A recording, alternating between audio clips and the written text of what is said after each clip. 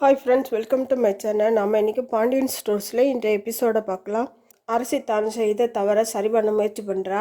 அவங்க அப்பாட்ட போய், அப்பா நான் பண்ண தப்பு தான்ப்பா, என்னை மன்னிச்சிடுங்கப்பா, என்னோட பேசாமல் மட்டும் இருக்காதீங்கப்பா அப்படின்னு பிள்ளை கெஞ்சி அழறா. அவன் என் கூட பேச முயற்சி பண்ணிகிட்டே இருந்தான். நம்ம 2 பேரும் கல்யாணம் பண்ணிக்கிட்டா ரொம்ப வருஷமாக பிரிஞ்சு கிடந்த குடும்பம் சேர்ந்துருன்ட்டு சொன்னான்ட்டு அரசி சொல்கிறா.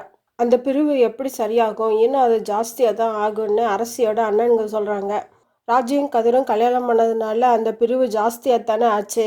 அது மாதிரி உனக்கும் அவனுக்கு கல்யாணம் ஆனால் இந்த பிரிவு இன்னும் தான் அதிகமாகும் அப்படின்னு சொல்லிட்டு வீட்டில் உள்ளவங்க சொல்கிறாங்க. கோமதி அரசியை பயங்கரமாக திட்டுறாங்க. போதும் அத்தை, அவளை ரொம்ப அதிகமாகவே திட்டியாச்சுன்ட்டு மீனா சொல்ல, உனக்கு என்னடி தெரியும், என் பெத்த வயிறு 10 எரியுதுன்னு கோமதி சொல்கிறாங்க.